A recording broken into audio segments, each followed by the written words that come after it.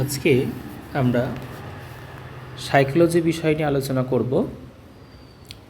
West Bengal school service কমিশনের দর্শন বিষয়ের গ্রুপ ডি পোর্শনে সাইকোলজির যে সিলেবাসটি রয়েছে সেটি আমি এখানে শেয়ার করেছি। সেখানে মোট যে বিষয়গুলি রয়েছে তার মধ্যে মনোবিদ্যার পদ্ধতি, আমরা সকলেই জানি মনোবিদ্যার তিনটি পদ্ধতি: ইন্ট্রোস্পেকশন অন্তর্দর্শন, এক্সট্রোস্পেকশন পর্যবেক্ষণ এবং এক্সপেরিমেন্টাল মেথড অর্থাৎ পরীক্ষণ পদ্ধতি। আমরা এইগুলো সম্পর্কে ডিটেলস আলোচনা করব। আগে সিলেবাসটা একটু বলে নিই। সেনসেশন অর্থাৎ সংবেদন, তার সংজ্ঞা, সংবেদনের ধর্ম বা গুণ বৈশিষ্ট্য, ওয়েবার-ফেকনার ল, ওয়েবার-ফেকনার সংবেদন সম্পর্কে কিভাবে সূত্র দিয়েছেন সংবেদন বা উদ্দীপক প্রসঙ্গে, সেটা আমরা জানব। পারসেপশান, তারপরে সিলেবাস পারসেপশান প্রত্যক্ষ, তার সংজ্ঞা এবং সংবেদনের সঙ্গে প্রত্যক্ষের কী পার্থক্য রয়েছে এবং প্রত্যক্ষ সম্পর্কে গেস্টাল্টবাদীদের মত আমরা জানব।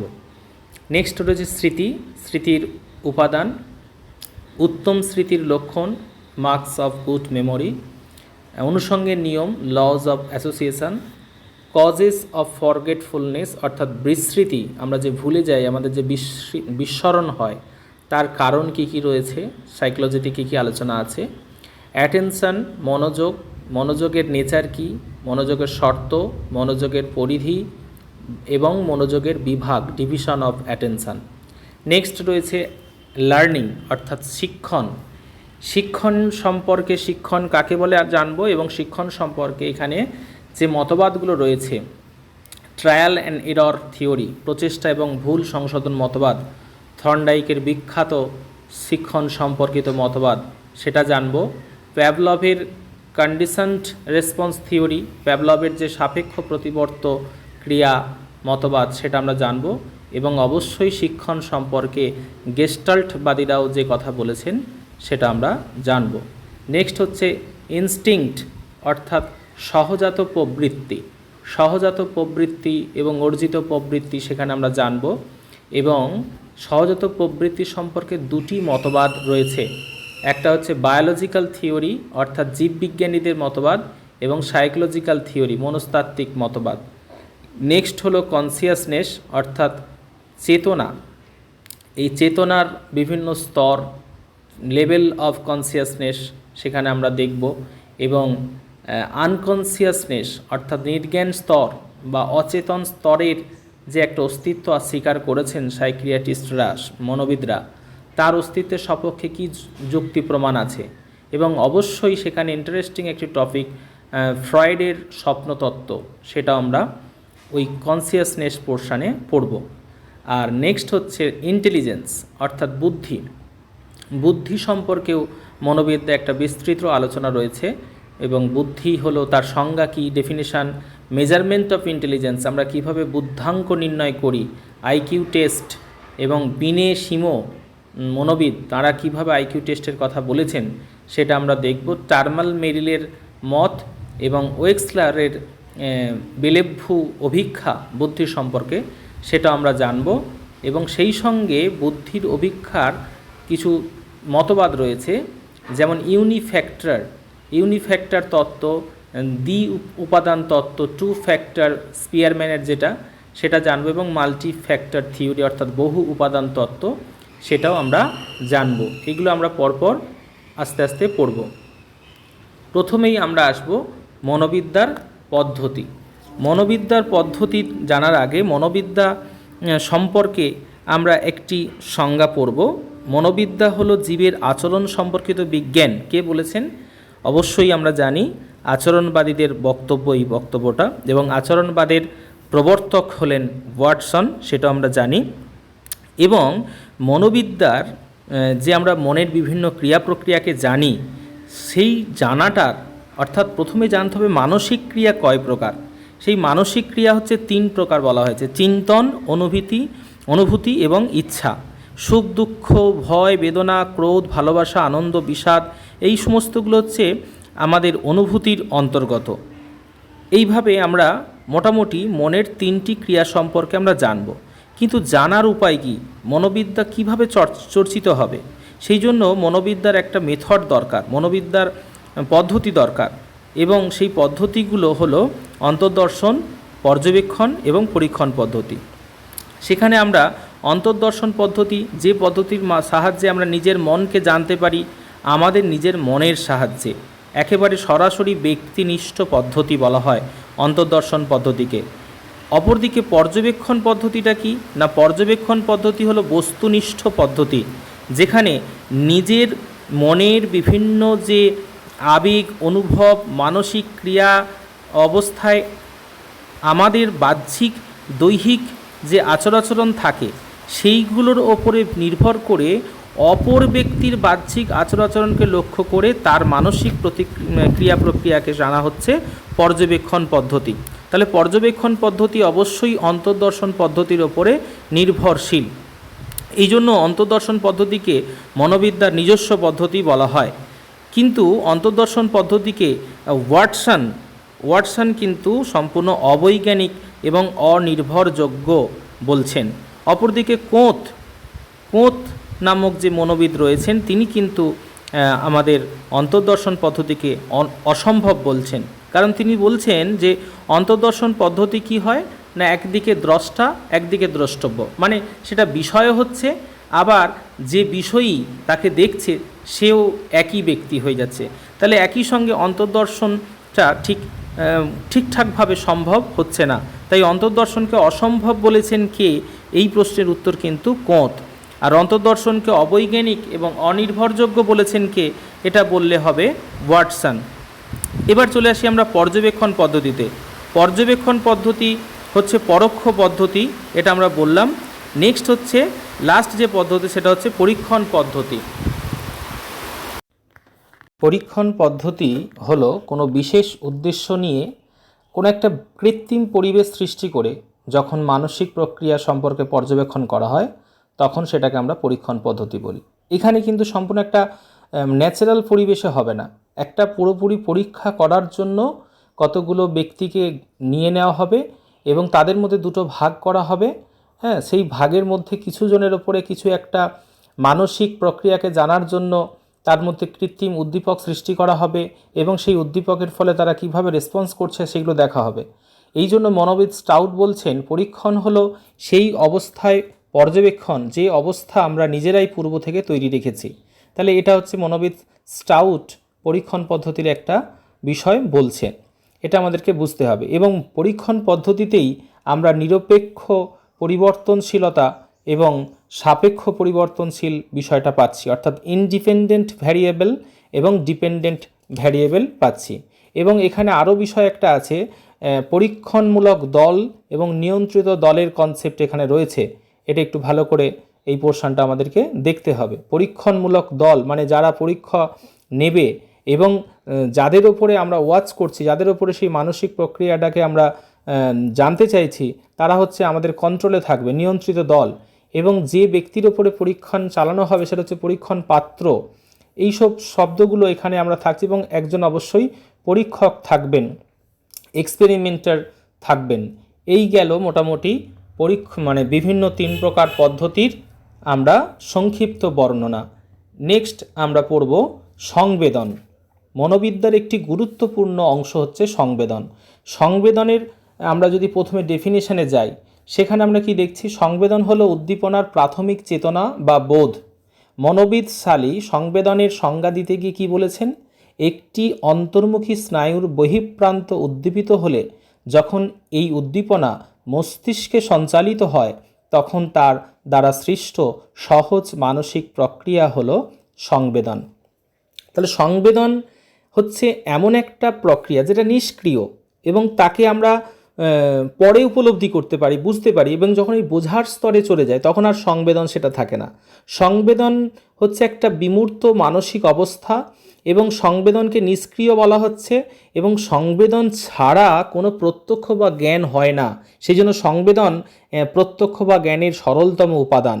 এবং সংবেদন আমরা কিভাবে সংবেদন হয়, সেই সংবেদনের উপাদান কি কি? সংবেদনের 3টি উপাদান আছে, উদ্দীপক, দেহ বা স্নায়ুতন্ত্র এবং মন। আবার বলছি, সংবেদনের 3টি উপাদান: উদ্দীপক, দেহ বা স্নায়ুতন্ত্র এবং মন। আর উদ্দীপক তাহলে কি না, উদ্দীপক হচ্ছে যা আমাদের দেহে উদ্দীপনা ঘটাতে সক্ষম হয়, সেটা উদ্দীপক। এবং সেই উদ্দীপকটার প্রতি আমরা যখন দৃষ্টি নিক্ষেপ করি বা আমরা সেই বিষয়টার কাছাকাছি যাই, তখন আমাদের মধ্যে সংবেদন সৃষ্টি হয়। এবং সংবেদনটা যখন ক্লারিফিকেশান হয়, এক্সপ্লেনেশন হয়ে যায়, যখন সেটা ব্যাখ্যাত হয়ে পড়ে, তখন সেটা আর সংবেদনের স্তরে থাকে না, সেটা হয়ে যায় প্রত্যক্ষ। কতকটা আমরা ভারতীয় দর্শন যখন পড়াশোনা করেছি, প্রত্যক্ষ সেখানে যে পড়েছিলাম, ন্যায় দর্শনের প্রত্যক্ষ, আমরা বিশেষ করে সেই জ্ঞানতত্ত্বে যখন পড়েছি, সেখানে প্রত্যক্ষের শ্রেণীবিভাগ পড়েছি, নির্বিকল্পক এবং সবিকল্পক প্রত্যক্ষ। সেই নির্বিকল্পক প্রত্যক্ষের স্তরের সঙ্গে কতকটা সংবেদনের আমরা সাদৃশ্য দেখতে পাই। এবং সেখানে সংবেদন যখন হচ্ছে, তখন কিন্তু আমরা প্যাসিভ থাকি, নিষ্ক্রিয় থাকি, আমরা কিন্তু সংবেদনের উপর হস্তক্ষেপ করতে পারি না। এই হচ্ছে মোট বিষয়। এবং সংবেদনের এখানে কতগুলো ধর্ম রয়েছে। সংবেদনের ধর্ম আমরা কি কি জানি? গুণগত ধর্ম, পরিমাণগত ধর্ম এবং স্থানীয় ধর্ম। গুণগত ধর্ম কি না, যে একটি সংবেদনের গুণগত ধর্মের জন্যই অন্য সংবেদন থেকে সেই সংবেদনকে আমরা পৃথক করতে পারি। যেমন আলোর সংবেদন এবং শব্দের সংবেদন। আলোর সংবেদন আর শব্দের সংবেদন আলাদা। আবার বর্ণ সংবেদন, সেটাও আলাদা। এগুলো সব গুণগত পার্থক্য। আবার একটি বর্ণ সংবেদনের মধ্যে ভিতরে মানে একটি লাল রঙের সংবেদনের সঙ্গে একটি সাদা রঙের যে সংবেদনের পার্থক্য, সেটা হচ্ছে উপজাতিগত পার্থক্য রয়েছে সেখানে। এইভাবে আমরা সংবেদনের পার্থক্য করি। মনোবিদ টিচেনার সংবেদনের 4টি গুণের উল্লেখ করেছেন। মনোবিদ টিচেনার কিন্তু সংবেদনের 4টি গুণের কথা বলেছেন। একটা হচ্ছে তীব্রতা, গুণ এবং স্পষ্টতা ও স্থায়িত্ব। এই 4টি গুণের কথা বলেছেন। মনোবিদ স্টাউট আরও 2টি গুণের কথা এক্সট্রা বলেছেন, সে বিস্তার এবং স্থানগত। এইভাবে আমরা সংবেদনের বিভিন্ন গুণের পরিচয় পাচ্ছি।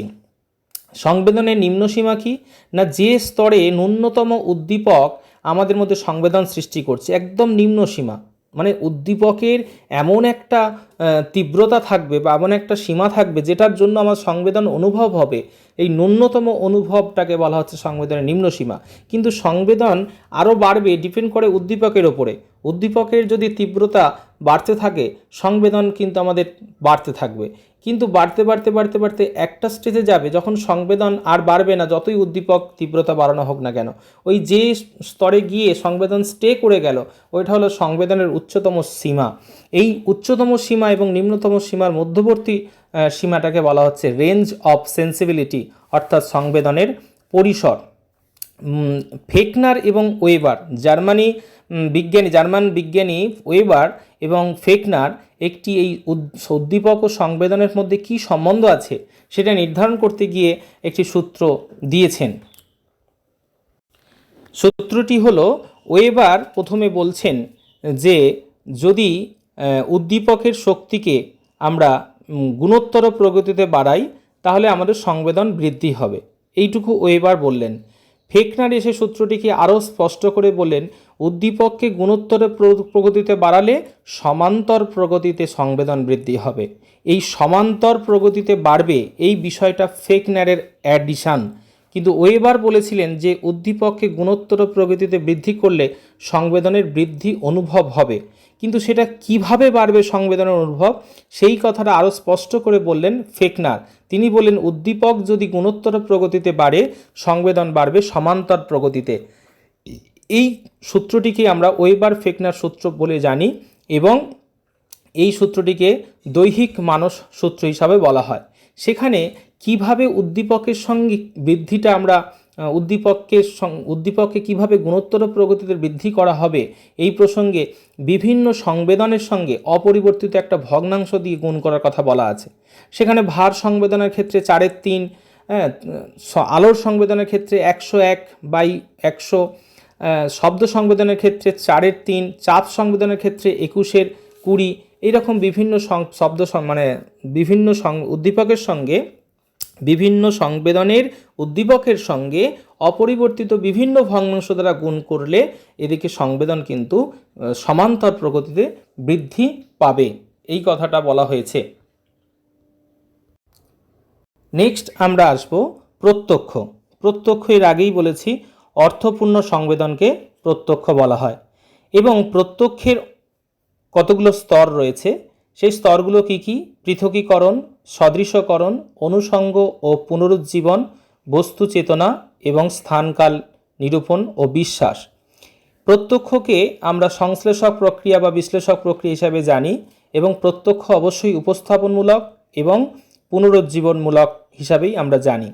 প্রত্যক্ষের ক্ষেত্রে তাহলে সংবেদন হচ্ছে তার উৎস, সংবেদন ছাড়া প্রত্যক্ষ সম্ভব নয়। এবং প্রত্যক্ষে আমরা যেটা সবথেকে বেশি জানি সেটা হচ্ছে গেস্টাল্টবাদীদের মতামত। এখন এই গেস্টাল্টবাদীদের যে গেস্টাল্ট শব্দটি নিয়ে অনেক প্রশ্ন আসে অনেক সময়। গেস্টাল্ট শব্দটি একটি জার্মান শব্দ, এবং এই গেস্টাল্ট কথাটার অর্থ হচ্ছে ফর্ম, আকার, রূপ, নকশা, সংগঠন, সমগ্রতা, বিভিন্ন রকম মানে হয়। গেস্টাল্টবাদী রয়েছেন তিনজন, তারা হলেন কোয়েলার, কফকা এবং বের্থাইমার। এই তিনজন গেস্টাল্টবাদী যে প্রত্যক্ষ সম্পর্কে বক্তব্য রেখেছেন, সেই মতটা হলো, তাদের মতে কিন্তু প্রত্যক্ষের সরলতম উপাদান কখনোই সংবেদন নয়। তারা সরাসরি জ্ঞানের সরলতম উপাদান হিসাবে প্রত্যক্ষের কথা বলছেন। জ্ঞানের সরলতম উপাদান কখনোই সংবেদন তারা স্বীকার করছেন না। গেস্টাল্টবাদ মূলত আচরণবাদ, অনুষঙ্গবাদ এবং অন্তর্দর্শনবাদের একটা প্রতিক্রিয়া স্বরূপ মতবাদ। তাদের মতে প্রত্যক্ষই জ্ঞানের মূল ভিত্তি, এবং তারা যে দুটি প্রধান সূত্র বা তত্ত্বের কথা বলেছেন সেটা হচ্ছে একটা ক্ষেত্রমূর্তি তত্ত্ব, ফিগার অ্যান্ড গ্রাউন্ড থিওরি। এই ফিগার অ্যান্ড গ্রাউন্ড থিওরিটা কি না, আমরা যা কিছু প্রত্যক্ষ করি, যে বিষয়টি, যে মূর্তিটি বা যে বিষয়টিকে আমি প্রত্যক্ষ করছি সেটা হচ্ছে আমার কাছে ফিগার, আর যে আধারে বা যে ব্যাকগ্রাউন্ডে বিষয়টি প্রস্ফুটিত হচ্ছে সেটা হচ্ছে গ্রাউন্ড। যেমন রাতের আকাশে তারাগুলো আমাদের কাছে মূর্তি, আর আকাশটা হচ্ছে আমাদের কাছে গ্রাউন্ড। এইভাবে আমরা কোনো কিছুকে প্রত্যক্ষ করার সময় শুধু মূর্তিটাকে প্রত্যক্ষ করতে পারি না, আমরা মূর্তির সঙ্গে ক্ষেত্র সমেত, তার ব্যাকগ্রাউন্ড সমেত, আধার সমেত প্রত্যক্ষ করি। এটা হলো গেস্টাল্টদের একটা সমগ্রতা সম্পর্কে যে মতবাদ, সমগ্রতাবাদী বলা হয় গেস্টাল্টবাদীদের, এবং তাদের মতবাদকে অন্তর্দৃষ্টিবাদীও বলা হয়। অন্তর্দৃষ্টিবাদী কেন? তারা বলছেন কোনো কিছুকে প্রত্যক্ষ করার সময় আমরা তার সামগ্রিক রূপ নিয়ে প্রত্যক্ষ করি, কখনো বিষয়টিকে খণ্ড খণ্ড রূপ নিয়ে বা বিচ্ছিন্নভাবে প্রত্যক্ষ করি না। এবং এই মতবাদটাই তাদের আরেকটা গুরুত্বপূর্ণ নিয়ম, ভগ্নতা পরিপূরণের নিয়ম। গেস্টাল্টবাদীরা বলেছেন প্রত্যক্ষের সময় বিষয়বস্তুর মধ্যে যদি কোনো রকম অসম্পূর্ণতা বা ছেদ থাকে, তাহলে মানসিকভাবে বা মনের কল্পনায় সেই অসম্পূর্ণতাটাকে আমরা কি করি? সমগ্র একক রূপে প্রত্যক্ষ করি। আমরা পড়তে গিয়ে কোনো বানান ভুল হলে এড়িয়ে যাই, এটাও কিন্তু এই ভগ্নতা পরিপূরণের নিয়ম। কিংবা একটা সার্কেল আঁকা রয়েছে, তার সার্কেলের মাঝখানে মাঝখানে যদি কাটা থাকে, আমরা কিন্তু সেটাকে সার্কেল হিসাবেই প্রত্যক্ষ করি। এই যে প্রত্যক্ষকে সমগ্র একক রূপে প্রত্যক্ষ করছি, তার কারণ কি? গেস্টাল্টবাদীরা এর কারণ হিসাবে কতগুলো কারণের কথা বলেছেন, যেমন নৈকট্য, সাদৃশ্য, নিরবচ্ছিন্নতা, অন্তর্বেষ্টন, বিশেষ পরিচিতি এবং সম্পূর্ণতা ও সামঞ্জস্য। এইগুলো হলো প্রত্যক্ষকে সমগ্র হিসাবে প্রত্যক্ষ করার কারণ। এই গেল হচ্ছে গেস্টাল্টবাদীদের মত। এবং এখানে বিশুদ্ধ যে সংবেদন, বিশুদ্ধ সংবেদনের কথা বলা হয়েছে, সেই বিশুদ্ধ সংবেদন কাদের হয়? একমাত্র শিশুদের ক্ষেত্রেই বিশুদ্ধ সংবেদন সম্ভব হয়, বয়স্ক ব্যক্তিদের ক্ষেত্রে কিন্তু বিশুদ্ধ সংবেদন সম্ভব নয়, এই কথাই বলা হয়েছে। এরপর আমরা পড়ব স্মৃতি, মেমোরি। এই স্মৃতি কাকে বলে? অতীত অভিজ্ঞতার যথাসম্ভব অবিকল পুনরুদ্রেক করার ক্ষমতাকে বলা হয় স্মৃতি। কবিতা মুখস্থ করা এবং যেমন শোনা হয়েছিল তেমনভাবে মনে রাখা হলো স্মৃতি, এবং পরে যখন সেটাকে আবৃত্তি করা হচ্ছে সেটা হচ্ছে স্মরণক্রিয়া। এখন এই স্মৃতি যে হয়, স্মৃতির উপাদানগুলো কি কি? স্মৃতির উপাদান হচ্ছে প্রথমত শিখন, অর্থাৎ অনুশীলন, প্র্যাকটিস করতে হবে। নেক্সট হচ্ছে সংরক্ষণ বা ধারণ করে রাখার ক্ষমতা, সংরক্ষণ হচ্ছে স্মৃতির একটি গুরুত্বপূর্ণ উপাদান। পুনরুদ্রেক, অর্থাৎ সেটাকে তুমি সংরক্ষণ করে রাখলেই হবে না, সেটাকে আবার কিন্তু যথাসময়ে উপস্থাপন করতে হবে, পুনরুৎপাদন করতে হবে। প্রত্যভিজ্ঞা অপর একটি উপাদান স্মৃতির।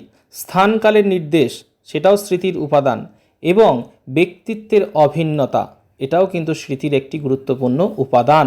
স্মৃতির গুরুত্বপূর্ণ উপাদানগুলো কী কী হলো? শিখন, সংরক্ষণ বা ধারণ, পুনরুদ্রেক বা পুনরুৎপাদন, প্রত্যভিজ্ঞা, স্থানকাল নির্দেশ এবং ব্যক্তিত্বের অভিন্নতা। নেক্সট চলে আসছি আমরা অনুষঙ্গের নিয়ম। মনোবিদ্যায় দেখা যাচ্ছে যে 3 প্রকার অনুষঙ্গের নিয়মের কথা হয়েছে। সেটা কি কি? সান্নিধ্য অনুষঙ্গ নিয়ম, সাদৃশ্য অনুষঙ্গ নিয়ম এবং বৈপরীত্য অনুষঙ্গ নিয়ম। আমরা পাশ্চাত্য দর্শনে, হিউমের দর্শনে অনুষঙ্গের নিয়ম 3 প্রকার পাই। সেখানে কিন্তু বৈপরীত্যের বদলে কার্যকারণ সম্বন্ধের নিয়মের কথা বলা হয়েছে। সান্নিধ্য, সাদৃশ্য এবং কার্যকারণ সম্বন্ধের যে অনুষঙ্গ নিয়মের কথা বলা হয়েছে, কিন্তু সাইকোলজিতে, মনোবিদ্যায় সান্নিধ্য অনুষঙ্গ নিয়ম, সাদৃশ্য অনুষঙ্গ নিয়ম এবং বৈপরীত্য অনুষঙ্গ নিয়মের কথা আমরা পাচ্ছি। অনুষঙ্গ নিয়মটা আসলে কি? মানে একটা বিষয়কে দেখলে যদি তার সঙ্গে অ্যাসোসিয়েটেড অন্য একটি বিষয় আমাদের স্মরণে চলে আসে, মনে পড়ে যায়, এরকম আমাদের হয়। যখন দুটো বিষয়ের সঙ্গে সাদৃশ্য থাকে, তখন এই যে বিষয় দুটির মধ্যে সাদৃশ্য আমার মনের মধ্যে রয়েছে, তখন এই একটি বস্তুকে, প্রথম ঘটনাটাকে দেখলে দ্বিতীয় ঘটনাটা মনে পড়ে যায়। সান্নিধ্য, দুটো বস্তু বা দুটো ব্যক্তি যদি কাছাকাছি সবসময় থাকে, তখন একজন ব্যক্তিকে দেখলে আরেকজন ব্যক্তির কথা মনে পড়ে যায়, সেটা হচ্ছে সান্নিধ্য। আর বৈপরীত্য, রোগা ব্যক্তিকে দেখলে আমরা মোটা ব্যক্তির কথা স্মরণ করে যাওয়া, ভালো ছাত্রকে আমরা যদি ক্লাসে পাই, তখন আমরা তার দারুণ খারাপ ছাত্রের কথা স্মরণে আসা। এই রকমভাবে একটা বৈপরীত্যের ফলেও আমাদের কিন্তু একটা অনুষঙ্গবদ্ধ হয়ে যায়। এই হলো অনুষঙ্গ নিয়ম। নেক্সট আমরা পড়ব হচ্ছে যে কি, বিস্মৃতির কারণ। বিস্মৃতির কারণ কি কি? আচ্ছা, বিস্মৃতির কারণ বলার আগে আমরা উত্তম স্মৃতির লক্ষণ বা স্মৃতি প্রখরতার লক্ষণ, কখন আমরা বলবো কোনো ব্যক্তির স্মৃতিশক্তি খুব উত্তম, খুব ভালো, তার কতগুলো লক্ষণের কথা মনোবিদ্যায় আলোচনা করা হয়েছে। প্রথম, অল্প পরিশ্রমে এবং দ্রুত বিষয়বস্তুকে আয়ত্ত করতে পারা। আমরা অনেক সময় দেখি ক্লাসে কোনো স্টুডেন্ট খুব অল্প সময় পড়াশোনা করে সে বিষয়টা অনেক দিন মনে রাখতে পারছে। তাহলে যে 10 বার পড়লে মনে পড়ে যায় যার, আর একজন 5 বার পড়লে যার মনে থাকে, তাহলে অবশ্যই যে 5 বার পড়লে বিষয়টা মনে থাকে তার স্মৃতিশক্তি প্রখর, এটা আমরা ধরে নিতে পারি। নেক্সট 2 নম্বর হচ্ছে দীর্ঘ সময় ধরে বিষয়বস্তুটিকে মনে সংরক্ষণ করে রাখা। দীর্ঘ সময় ধরে বিষয়টিকে মনে ধরে রাখা, এটা একটা গুরুত্বপূর্ণ উত্তম স্মৃতির লক্ষণ। কারণ আমরা কিছুদিন মনে রাখলাম, তারপরে ভুলে গেলাম, আর একজন ব্যক্তি অনেক দিন পরে সেই বিষয়টা মনে করতে পারছে, অবশ্যই তার মেমোরি স্ট্রং আমরা বলতে পারি। নেক্সট হচ্ছে দ্রুত এবং যথাযথভাবে পুনরুদ্রেক করা। দেখা যাচ্ছে যে কিছু বলতে বলা হলে খুব কুইক যে বলতে পারছে এবং একদম পারফেকশান, যে বিষয়টা যেমনভাবে ঘটেছিল, যেমনভাবে শোনা হয়েছিল, যেমনভাবে দেখেছিল, তেমনভাবে বলা। এবং নেক্সট হচ্ছে প্রয়োজন মতো প্রাসঙ্গিক বিষয়টিকে পুনরুদ্রেক করা। আমরা অনেক কিছু স্মরণ করতে রাখতে পারি, কিন্তু অপ্রাসঙ্গিক বিষয়গুলো না বলে প্রাসঙ্গিক বিষয়গুলো যথাসময়ে যথারীতি পুনরুদ্রেক করা কিন্তু অবশ্যই উত্তম স্মৃতির লক্ষণ। আর স্মরণ ক্রিয়ার কার্যকারিতা, এইগুলো গেল হচ্ছে উত্তম স্মৃতির লক্ষণ। আমি আরও একবার বলছি উত্তম স্মৃতির লক্ষণগুলি। 1 নম্বর, অল্প পরিশ্রমে এবং দ্রুত বিষয়বস্তু আয়ত্ত করা। 2 নম্বর, দীর্ঘ সময় ধরে বিষয়বস্তুটিকে মনে সংরক্ষিত করা। 3 নম্বর, দ্রুত এবং যথাযথভাবে পুনরুদ্রেক করা। নেক্সট, প্রয়োজন মতো প্রাসঙ্গিক বিষয়বস্তুটিকে পুনরুদ্রেক করা বা স্মরণক্রিয়ার কার্যকারিতা। এরপরে আমরা বিস্মৃতির কারণ পড়ব। আমরা সকলেই জানি আমরা সব কিছু মনে রাখতে পারি না, আমরা অনেক কিছু ভুলে যাই, এবং সাইকোলজি আমাদেরকে শিখিয়েছে বিস্মৃতি কিন্তু সবসময় খারাপ নয়। এমন অনেক ঘটনা আছে, এমন অনেক বিষয় রয়েছে যেগুলো ভুলে যাওয়াটাই আমাদের অস্তিত্বের জন্য, আমাদের বাঁচার জন্য বা ভালোভাবে জীবনযাপন করার জন্য অবশ্যই মঙ্গল। তাই বিস্মৃতি সবসময় কিন্তু খারাপ জিনিস নয়। পড়াশোনার ক্ষেত্রে বিস্মৃতি খারাপ জিনিস হলেও ব্যবহারিক জীবনের ক্ষেত্রে বিস্মৃতির যথোপযুক্ত একটা গুরুত্ব রয়েছে। সেই বিস্মৃতি আমরা কেন ভুলে যাই সেটা আমাদের জানতে হবে। সেখানে বিস্মৃতির কারণ হিসাবে বলা হচ্ছে পর্যালোচনার অভাব। অর্থাৎ দীর্ঘদিন যদি কোনো বিষয় অভ্যাসে না থাকে বা চর্চা না হয় বা প্র্যাকটিস না হয়, তাহলে অবশ্যই সেটা আমরা ভুলে যাব। পশ্চাৎমুখী বাদ, অর্থাৎ যদি তার পিছনে কিছু বাধা থাকে, সেটা শিখতে বা পড়তে বা অনুশীলন করতে কিছু বাধা সৃষ্টি হয়, অবশ্যই সেটা ভুলে যাওয়া হবে। এবং আঘাত অবশ্যই মস্তিষ্কের পিছনে আঘাত হলে তো অবশ্যই তার স্মৃতিশক্তি লস হবে। এছাড়াও অন্য দৈহিক আঘাত তো অনেক সময় অনেক কিছু ভুলিয়ে দেয়। অবদমন, আমরা জোর করে সেটাকে ভুলে যেতে চাইছি, অবদমন করে রাখছি, মনে করতে চাইছি না, এটাও একটা গুরুত্বপূর্ণ কারণ। যথাযথ অনুষঙ্গ এবং অভিভাবন শক্তির অভাব, অর্থাৎ সেই বিষয়টার সঙ্গে অ্যাসোসিয়েটেড যে বিষয়গুলো আছে সেইগুলোকে আমরা ঠিক আর নতুন করে মনে করতে পারছি না, কিংবা আবার আমরা নতুন করে অভিভাবন শক্তি অর্থাৎ সেটাকে নিয়ে আসা পুনরায় সেটাকে তৈরি করার মতো কিছু ঘটনা আমরা ঘটাতে পারছি না। নেক্সট হচ্ছে পারিপার্শ্বিকের পরিবর্তন, অর্থাৎ সেই ঘটনাটা মনে করতে পারবো কী করে, তার পরিবেশ, তার চারপাশটা পরিবর্তন হয়ে গেছে। আমরা হঠাৎ করে কোনো একটা জায়গায় গিয়েছিলাম বেড়াতে গিয়ে যাওয়ার সময় সেই জায়গাটা যেমন ছিল, অনেক দিন পরে সেই জায়গাটা গেছি, সেই জায়গাটা পুরো চেঞ্জ হয়ে গেছে, যার ফলে সেখানের ঘটনাগুলো আর মনে করতে পারছি না, যেহেতু ওই পারিপার্শ্বিক পরিবেশটা চেঞ্জ হয়ে গেছে। এছাড়া কারণ রয়েছে আবেগজনিত প্রতিরোধ, অনেক সময় আমরা প্রচণ্ড ইমোশনাল হয়ে গেলে অনেক কিছু ভুলে যাই। নেক্সট হচ্ছে মনোযোগের বা অনুরাগের অভাব, আমি যদি সেই বিষয়টাকে অ্যাটেনশন দিয়ে বা আমার ভালোবাসা দিয়ে যদি বিষয়টাকে না পড়ি তাহলেও সেটা ভুলে যাওয়া হয়। আর মস্তিষ্কের অসুস্থতা, যদি আমাদের ব্রেনের কিছু প্রবলেম থাকে তাহলেও তো অবশ্যই ভুলে যাই। এই হলো বিস্মৃতির কারণ। এবং এখানে আরও একটা বিষয় মনে রাখা উচিত, রিভর্ট বলেছেন, মনোবিদ রিভর্ট বলছেন স্মৃতির জন্য বিস্মৃতির প্রয়োজন, এটা মনে রাখতে হবে, একটি গুরুত্বপূর্ণ লাইন। এবং সেই সঙ্গে ফ্রয়েড কি বলছেন, ফ্রয়েডের মতে আমরা স্মরণ করার অনিচ্ছা থেকেই বিস্মৃতি আসে, তার মতে অবদমনই হচ্ছে বিস্মৃতির মূল কারণ। লাস্ট স্মৃতি সম্পর্কে নাইট কি বলছেন, নাইট বলছেন যে আমরা যে বিস্মরণের কারণগুলো আলোচনা করেছি তার মধ্যে তিনি দুটি বিভাগ করেছেন, একটা হচ্ছে অস্পষ্ট হয়ে যাওয়া এবং আরেকটা হচ্ছে প্রতিরোধ। এই দুটি কারণের কথা নাইট স্বীকার করেছেন বিস্মৃতি প্রসঙ্গে। এই গেল আমাদের স্মৃতি প্রসঙ্গের আলোচনা। নেক্সট আমরা পড়ব মনোযোগের সম্পর্কে আমরা যেটা পড়ব সেটা হচ্ছে সংজ্ঞা। প্রথমে হচ্ছে মনোযোগের সংজ্ঞা। গিল্ডফোর্ড এর মতে মানুষ যা প্রত্যক্ষ করতে চাইছে বা চলেছে তাকে নির্বাচন করার প্রক্রিয়াই হচ্ছে মনোযোগ হলো একটি ইচ্ছামূলক মানসিক প্রক্রিয়া এবং অবশ্যই সেটা নির্বাচনধর্মী, আমার নির্বাচনের উপর নির্ভর করবে। অস্থির ও সঞ্চারণশীল মনোযোগের বৈশিষ্ট্যের কথা বলা হচ্ছে। মনোযোগ একটি ইচ্ছামূলক মানসিক প্রক্রিয়া, নির্বাচনধর্মী, অস্থির ও সঞ্চারণশীল, অনুসন্ধানী এবং উদ্দেশ্যমূলক ক্রিয়া। মনোযোগের সবচেয়ে গুরুত্বপূর্ণ শর্ত হলো আগ্রহ। যদিও মনোযোগের দুই প্রকার শর্তের কথা বলা হয়, মনোযোগের বিষয়গত বা বস্তুগত শর্ত আছে এবং মনোযোগের বিষয়গত বা বস্তুগত শর্ত হলো তীব্রতা, সুশৃঙ্খল আকার, আয়তন, পরিবর্তন, গতি, পৌনঃপুনিকতা, নতুনত্ব এবং অদ্ভুত আকৃতি। এই সমস্ত পয়েন্ট বা শর্তগুলো একদম বস্তুর ওপর নির্ভর করে, অর্থাৎ যে বিষয়টি আমার মনোযোগের বিষয় সেই বিষয়টি কেমন তীব্রতর কিনা, সেটা খুব সুন্দর করে সাজানো আছে কিনা, তার আয়তনটা খুব অ্যাট্রাকটিভ কিনা, তার মুভমেন্ট হচ্ছে কিনা, তার মধ্যে কিছু নতুন কিছু বিষয় আসছে কিনা, এবং আকৃতিটা একটু অদ্ভুত আননোন, অপরিচিত, সেগুলো আমাদের মনোযোগকে খুব সুন্দরভাবে অ্যাট্রাক্ট করে এবং আমরা তার প্রতি অ্যাটেনশন দিতে বাধ্য হই। এটা বস্তুর উপর নির্ভর করে। এরপরে বস্তু যতই এই রকম বিষয়গুলো শর্তগুলো থাক, অনেকটা কিন্তু মনোযোগ আমরা কোন বিষয়ের প্রতি করব সেটা নির্ভর করে আমাদের ব্যক্তিগত কিছু শর্তের ওপরে। সেগুলো কি কি? যেমন অনুরাগ বা আগ্রহ অবশ্যই একটা গুরুত্বপূর্ণ ফ্যাক্টর, কারণ আমি সেই বিষয়টার প্রতি আমার ভালো না লাগে আমার কখনোই মনোযোগ সেখানে আকৃষ্ট হবে না।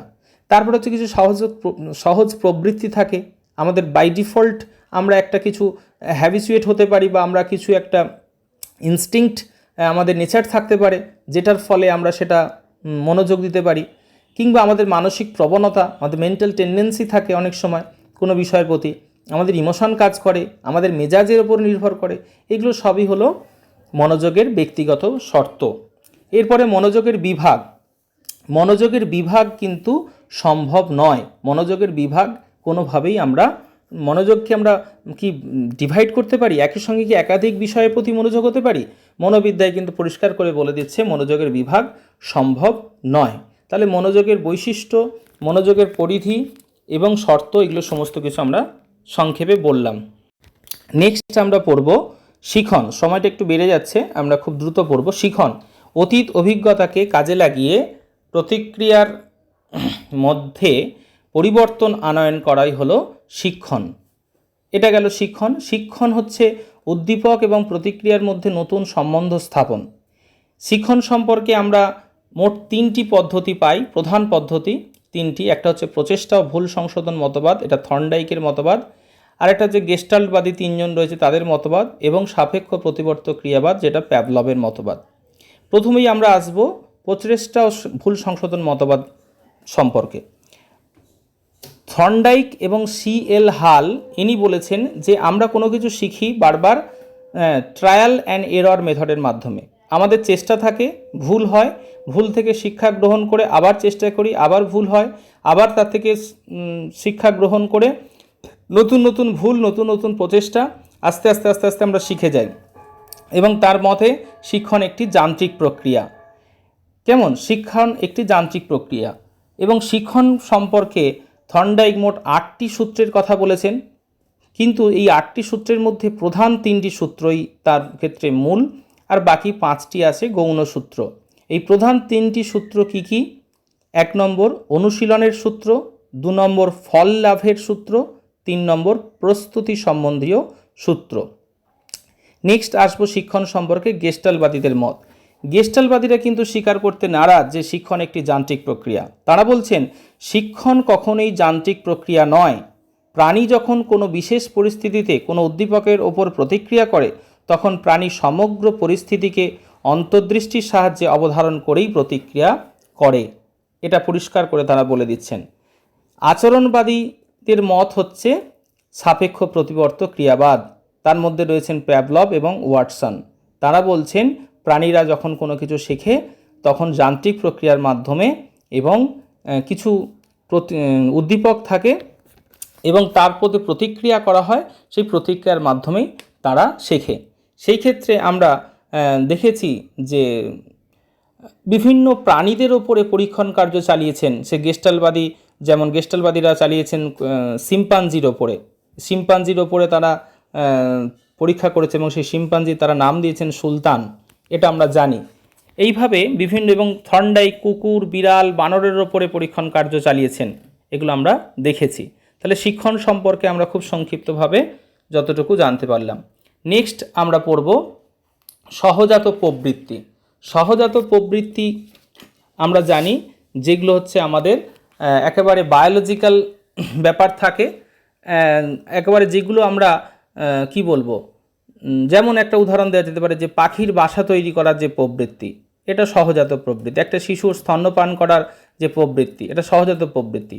অপরদিকে আরেকটি প্রবৃত্তি রয়েছে, এটা অর্জিত প্রবৃত্তি, যেগুলো আমরা অর্জন করি বা যেগুলো আমরা যেগুলো সহজাত নয়, সবার ক্ষেত্রে থাকে না। ধূমপান করা, চা পান করা, এগুলো হচ্ছে অর্জিত পদ্ধতি। সহজাত প্রবৃত্তি সম্পর্কে দুটো মতবাদ আমরা পাই, একটা জীববিজ্ঞানীদের মত আর একটা মনস্তাত্ত্বিকদের মত। প্রথমেই জানবো জীববিজ্ঞানীদের মধ্যে কারা পড়ছেন। সহজাত প্রবৃত্তি সম্পর্কে জীববিজ্ঞানীদের মতামতের মধ্যে পড়ছে জেমস স্পেন্সার, এরা হলেন সহজাত প্রবৃত্তি সম্পর্কে জীববিজ্ঞানী। অপরদিকে সহজাত প্রবৃত্তি সম্পর্কে মনস্তাত্ত্বিক মতবাদী কারা?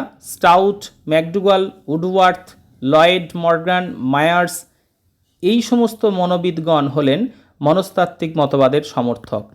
জীববিজ্ঞানীদের মতটা কি? তারা বলছেন যে সহজাত প্রবৃত্তি জীবদের যান্ত্রিক প্রক্রিয়া, সাহজিক ক্রিয়া, প্রতিবর্তক ক্রিয়া শৃঙ্খল।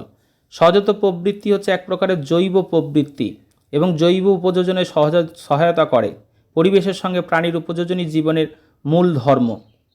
কিন্তু মনস্তাত্ত্বিক মতবাদীরা এটা স্বীকার করেন না। তারা বলছেন সহজাত যে প্রবৃত্তি প্রাণীর আচরণের পিছনে যে মানসিক উপাদান আছে তাকে উপেক্ষা করে কেবলমাত্র প্রাকৃতিক নির্বাচন, বংশগত পরিবেশের ওপরে উপযোজন বা দৈহিক স্নায়বিক সংগঠনের দ্বারা প্রাণীর উদ্দেশ্যমূলক আচরণকে যথাযথভাবে ব্যাখ্যা করা যায় না। মনোবিদ স্টাউট কি বলছেন? মনোবিদ স্টাউট বলছেন যে প্রবৃত্তির প্রথম প্রকাশের মধ্যেই প্রাণীর অতীত অভিজ্ঞতার প্রভাব দেখতে পাওয়া যায়। এই কারণে স্ট্রাউট সহজাত 4টি সহজাত প্রবৃত্তিকে স্বীকার করেছেন। একটা হচ্ছে খাদ্য, আত্মরক্ষা, সন্তান প্রতিপাদন এবং যৌন প্রবৃত্তি। এই 4টি হচ্ছে সহজাত প্রবৃত্তি।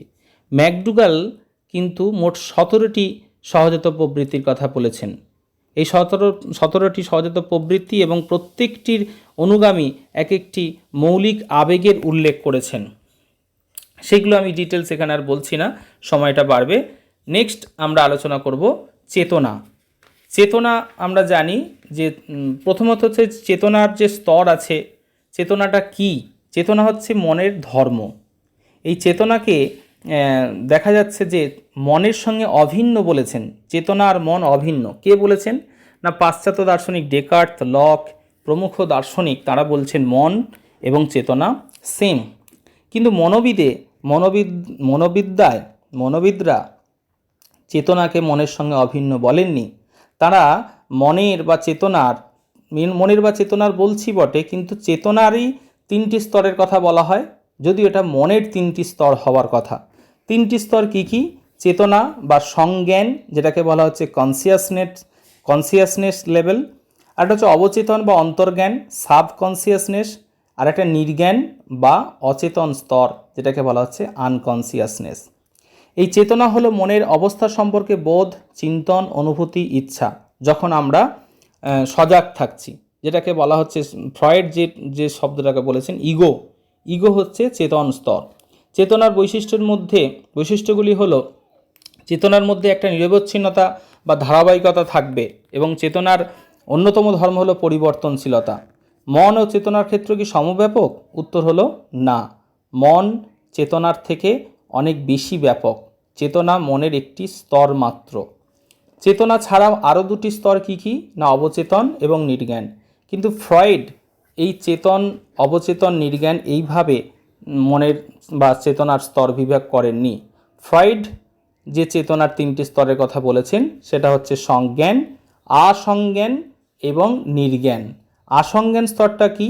সেটা চেতনার স্তর বহির্ভূত এবং কিন্তু নির্জ্ঞান স্তরও নয়।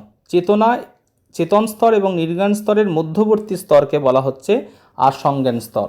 আর অন্যান্য মনোবিদরা যারা চেতন, অবচেতন এবং নির্জ্ঞান স্বীকার করেছেন, তাদের মতো অবচেতনটা কি? না অবচেতন হলো চেতনার যে ক্ষেত্র আছে, চেতনার ক্ষেত্র অর্থাৎ পরিধি পর্যন্ত, চেতনার মূল কেন্দ্রবিন্দু থেকে পরিধি পর্যন্ত যে মাঝখানের অংশটা, সেইটাকে বলা হচ্ছে অবচেতন স্তর। এদিকে নির্জ্ঞান যে স্তর আছে, সেই নির্জ্ঞান স্তর যে আমাদের আছে, আরও একটা যে মনের গভীরতম স্তর, সেটার প্রমাণ কি?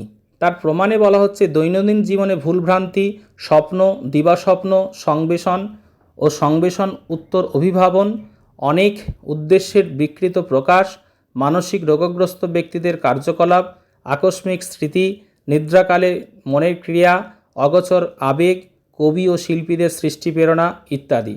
অর্থাৎ আমাদের দৈনন্দিন জীবনে যে ভুলভ্রান্তি হয় সেটা প্রমাণ করে দেয় আমাদের নির্জ্ঞান মনের স্তরের অস্তিত্বের কথা। আমাদের যে সংবেশন হয় বা সংবেশন উত্তর যে নানা রকম অভিভাবন, সেইগুলো মনে করিয়ে দেয়। দিবাস্বপ্ন, আকস্মিক স্মৃতি ইত্যাদি সমস্ত কিছুই নির্জ্ঞান স্তরের অস্তিত্বের কথা বলে। ফ্রয়েড তার একটি বিখ্যাত গ্রন্থ আছে দ্য ইন্টারপ্রিটেশন অফ ড্রিমস, সেই গ্রন্থে বলছেন স্বপ্নকে তিনি বলছেন নিদ্রা রক্ষক। ফ্রয়েডের মতবাদের মূল বক্তব্য কি? আমাদের অতিরিক্ত কামনা বাসনাই স্বপ্নে পরিতৃপ্তি সন্ধান করে। আমরা যে সমস্ত কামনা বাসনাকে পরিতৃপ্তি করতে পারি না, সেইগুলোই স্বপ্নে ইচ্ছা পূরণ হয়। তার মতে স্বপ্ন হলো ইচ্ছা পূরণ। মনের নির্জ্ঞান স্তরই প্রতিরূপগুলোর উৎস। ফ্রয়েড স্বপ্নকে 2 ভাগে ভাগ করেছেন, শিশুদের স্বপ্ন এবং পরিণত ব্যক্তিদের স্বপ্ন। শিশুদের ইচ্ছাগুলি স্বপ্নের মধ্যে প্রত্যক্ষভাবে বা অবিকৃতভাবে চরিতার্থ করে, সরাসরি আসে, কিন্তু পরিণত বয়স্ক ব্যক্তিদের স্বপ্ন মনের মধ্যে সরাসরি আসে না। ফ্রয়েড মনের প্রহরী বা অধিষ্ঠাতার কথা বলেছেন, সুপার ইগো যাকে বলা হচ্ছে। তিনি কিন্তু কতকটা এই সুপার ইগো বলছেন যে আমরা যখন ঘুমিয়ে থাকি, যখন স্বপ্ন দেখি, তখন কিন্তু এই সুপার ইগো থাকে, মনের প্রহরী মধ্যে থাকে, বা তিনি যখন ঘুমিয়ে পড়েন তখনই বয়স্ক ব্যক্তিরা মানে মনের প্রহরীর যখন পাহারাটা ঠিকঠাকভাবে থাকে না, তখন বয়স্ক ব্যক্তিরা নানা রকম স্বপ্ন দেখেন এবং সেখানে সমস্ত স্বপ্নগুলোর মূল উৎস কিন্তু যৌন কামনা বা কামজ চিন্তাভাবনার কথাই বলেছেন। স্বপ্নকৃতির কথা বলছেন। স্বপ্নকৃতি কি না, যেসব প্রক্রিয়ার সাহায্যে স্বপ্নের অব্যক্ত অংশ ছদ্মবেশ ধারণ করে স্বপ্নের প্রকৃত অর্থকে লুকিয়ে রাখে তাকে বলা হচ্ছে স্বপ্নকৃতি।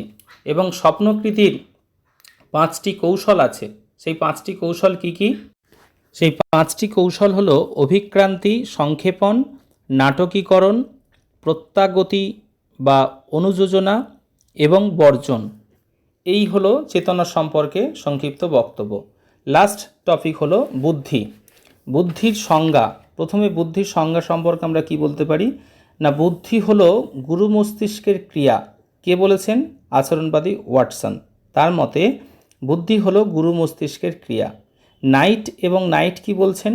বুদ্ধি হলো সব ধরনের মানসিক শক্তি বা ক্ষমতার সাধারণ উপাদান। থর্নডাইক বুদ্ধি সম্পর্কে কি বলছেন? অনুষঙ্গ বা বিভিন্ন সময়ের মধ্যে সংযোগ সাধনের ক্ষমতাই হলো বুদ্ধি। এই গেল বুদ্ধির সংজ্ঞা। এরপর আমরা বুদ্ধি প্রসঙ্গে বিনে সিমোর অভিক্ষা পাচ্ছি। বিনে এবং সিমো তাদের অভিক্ষা রয়েছে। তারা বিভিন্নভাবে বুদ্ধাঙ্ক নির্ণয় করেছেন এবং স্ট্যানফোর্ড বিনে স্কেলে প্রথমেই আইকিউ শব্দটা প্রথম ধারণাটা পাওয়া যায় এবং বুদ্ধাঙ্ক প্রথম ব্যবহার করেছিলেন টারম্যান। আমেরিকার স্ট্যানফোর্ড বিশ্ববিদ্যালয়ের অধ্যাপক টারম্যান প্রথম ব্যবহার করেছিলেন। এবং বুদ্ধাঙ্ক নির্ণয় কিভাবে করা যায় তার জন্য একটা সূত্র দিয়েছিলেন যে মানসিক বয়সকে প্রকৃত বয়স দিয়ে ভাগ করে 100 দিয়ে যদি গুণ করা হয় তাহলে যে সংখ্যাটা পাওয়া যায় সেটা হচ্ছে বুদ্ধাঙ্ক বা IQ. Mental age divided by chronological age অর্থাৎ প্রকৃত বয়স ইন্টু 100 ইকুয়াল টু আইকিউ। এই কথাটা আমরা বুদ্ধাঙ্ক নির্ণয়ে পাচ্ছি। এবং বুদ্ধি সম্পর্কিত বিভিন্ন যে তত্ত্ব রয়েছে তার মধ্যে প্রথম হচ্ছে ইউনিফ্যাক্টর তত্ত্ব। অর্থাৎ যারা বলেন বুদ্ধি হলো একটা একক সাধারণ ক্ষমতা যা সমস্ত জ্ঞানী ও কার্যের ক্ষেত্রে প্রযোজ্য। বুদ্ধিকে কখনো যারা বিভাগ করছে না, বুদ্ধিকে একটি ইউনিফ্যাক্টর বলছেন। এই ইউনিফ্যাক্টর তত্ত্বের প্রবর্তককে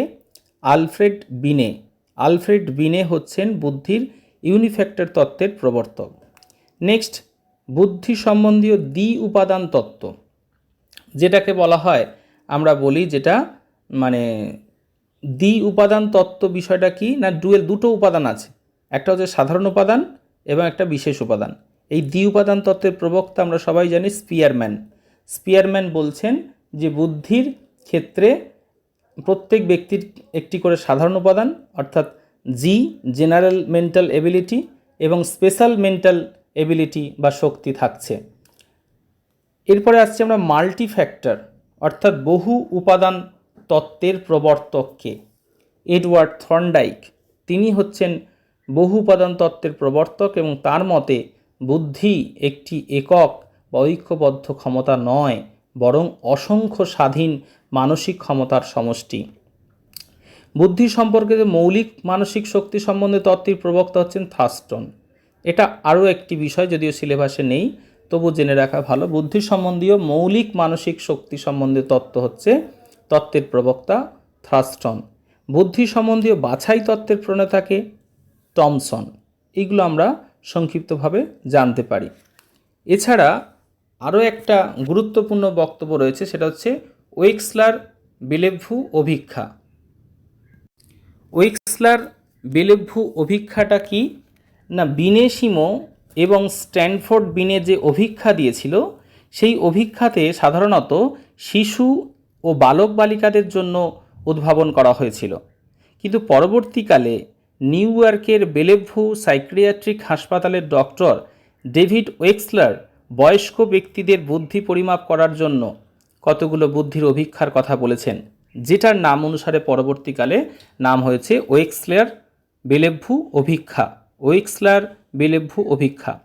তিনি বলছেন এই অভিক্ষার দ্বারা আমরা কি জানতে পারবো না ব্যক্তির সাধারণ জ্ঞানে কেমন আছে, সাধারণ জ্ঞানের বুদ্ধি কেমন, বোঝার ক্ষমতা কেমন, তার স্মৃতির প্রসার কেমন, অর্থাৎ মেমোরি স্প্যানটা কীরকম, কতগুলো নাম্বার পরপর বলে দেওয়ার পরে কটা নাম্বার সে মনে করতে পারছে, এটা হচ্ছে সংখ্যা সম্পর্কে স্মৃতি প্রসার। কোনো একটা সাদৃশ্য করতে পারা, একটার সঙ্গে আর একটা সাদৃশ্য করতে পারা, যুক্তি প্রকাশ করতে পারা, আর্গুমেন্ট সাজানো, কিংবা কোনো একটা চিত্রের অসম্পূর্ণ অংশকে সম্পূর্ণ করে দেখার ক্ষমতা, কিংবা একটা চিত্রকে সুসংবদ্ধভাবে সাজানোর ক্ষমতা, অনুষঙ্গের সাহায্যে শিক্ষা লাভের ক্ষমতা, বিভিন্ন রঙিন কাঠের টুকরো দিয়ে তাকে একটা নকশা বানানোর ক্ষমতা, একটা মানুষের কমপ্লিট ছবি আঁকার ক্ষমতা, কিংবা পদের সংজ্ঞা বা কোনো একটা টার্ম বলা হলো সেই টার্মে সে সংজ্ঞা দিতে পারছে। এইগুলো হচ্ছে বয়স্ক ব্যক্তিদের অভিক্ষা, যেটা ওয়েক্সলার চালিয়েছিলেন। ওয়েক্সলারের এই অভিক্ষার দুটো রূপ আছে, একটা ভাষাভিত্তিক ভার্বাল এবং একটা কৃতি অভিক্ষা বা পারফরমেন্স সম্বন্ধীয় অভিক্ষা। এই মোটামুটি সাইকোলজি সম্পর্কে সংক্ষিপ্ত বক্তব্য। মোটামুটি এই বিষয়গুলোকে যদি আমরা খেয়াল রাখি তাহলে আশা করা যায় অনেকটা উপকার হবে। ধন্যবাদ।